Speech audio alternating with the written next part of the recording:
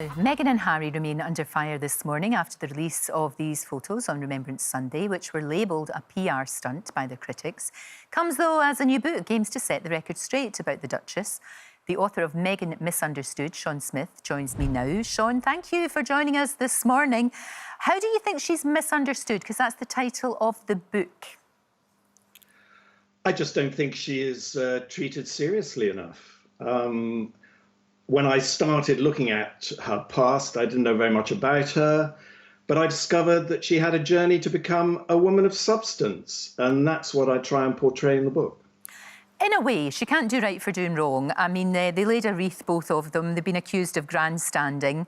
It's very difficult because every time they appear in public, you always get critics saying, hang on a minute, they don't like being in the public eye, and now they're in the public eye, and that she can't pick and choose the good bits of being in the public eye, you know, because public service, as we know, isn't very glamorous, actually. So she does get a lot of criticism for that, and you just wonder, no matter what she does, she's always going to get criticised. Absolutely. The negativity surrounding Meghan Markle is endless. She gets criticised for cleaning her teeth in the morning, let's face it. It's ridiculous. I mean, some of the things, you know, she didn't wear a hat, she wore an off-the-shoulder dress. She shut her own car door, shock horror. It's ridiculous. A lot of that The interesting was thing crazy. that I found Sean. is that she was a very serious person before she met Prince Harry. Prince Harry doesn't come into my book until page 175. By then, this was a woman that had received a standing ovation led by the Secretary General of the United Nations, Ban Ki-moon. It just seems to me, and I've said this before, terribly sad, because I think both of them together are a force to be reckoned with, and they could have done so much good. But it's kind of started to unravel in South Africa when she was highlighting some incredible charities that really deserved our attention. But then, of course, that all got overshadowed by the fact that she said that she felt unhappy and gave that interview. And then that all of the great work that they'd both done, nobody was talking about that. Well, yes, actually, the trip to South Africa, or more precisely, Tom Bradbury's excellent program, was what inspired me to find out more about her.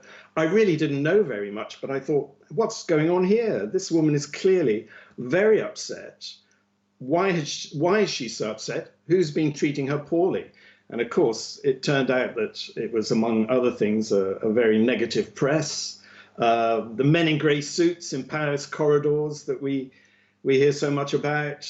And I really wanted to show that we hadn't given her a fair crack of the whip. Do you think more should have been done then to hang on to her, and who should have done that? Well, that's a difficult one. My feeling when I wrote the book was that we lost her within a week, actually.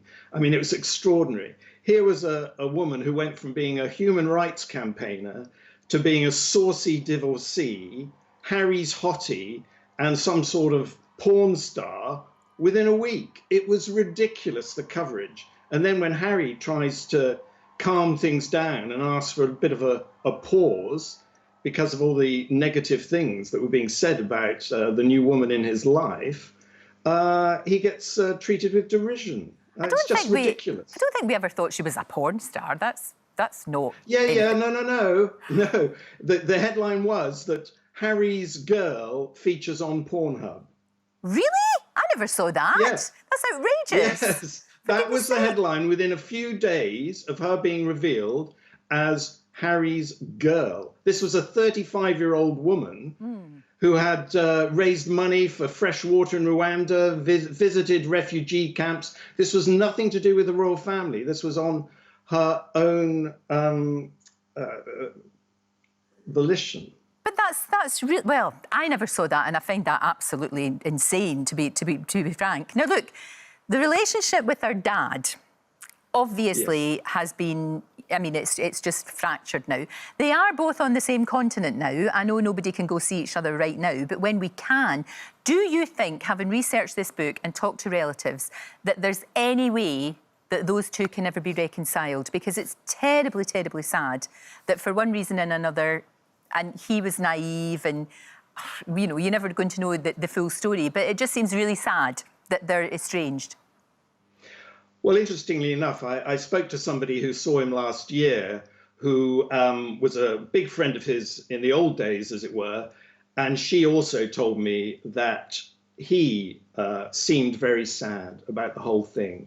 I think the only way moving forward that they are going to find some common ground, as it were, is if they are not in the media spotlight, or more specifically, if he is not in the media spotlight.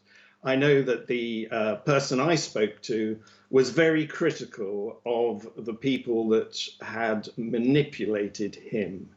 He is a behind the camera man, not an in front of the camera man. No, that's very true, and you're right. There was, it just seems terribly sad that they can't actually get back together and somehow. Well, let's keep our fingers crossed for them. Yeah, and try and mend that relationship. A lot of people have said though that Harry is the one who actually wanted out of the royal family, but Meghan's taken all the flack for it. How do you see, looking ahead to the future for both of them, do you ever see there being a role for him back over here? Because the Queen has absolutely left the door open for both of them. Well, I don't think there's any chance of them being full-time royals in the future. It was only if there was some sort of compromise, and it takes two sides to compromise. I think they'd be a great addition coming back as and when. I think everybody would be very pleased to see them. They have enormous popular appeal. I must tell you something interesting, Lorraine, that I found when I was visiting California, is that Meghan is much more popular and well thought of in the US and probably around the world than she is in this country.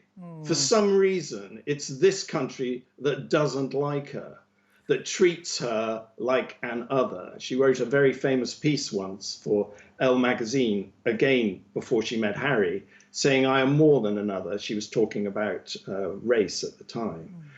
But I think we treated her as another, and I don't think we did. I think we embraced her. I think if you look back to that wedding, everybody was so excited for them, and we were delighted to see somebody who just wasn't, you know, a white upper-class woman, but there was somebody with some life experience and an interesting woman and a bright, intelligent woman. I think we absolutely, we wanted her here. She was welcomed with open arms, but then I think there's probably Sorry, Lorraine, I completely disagree with you. She wasn't welcomed with open arms at all. I mean, the coverage, as I said, in the first week was a disgrace. And it's just the way it was hinted at that she was the... But actually, the vast majority of people in the UK welcomed that. You will always get a small minority of people who are disgraceful and who would have, who would have been racist, if you like. They were, but that was a tiny majority. I think that most people in the UK were delighted that Harry had found somebody that he loved because it's huge affection for him. Absolutely. But the negative coverage that they got in the press right from the start, in the media, turned so many people against her.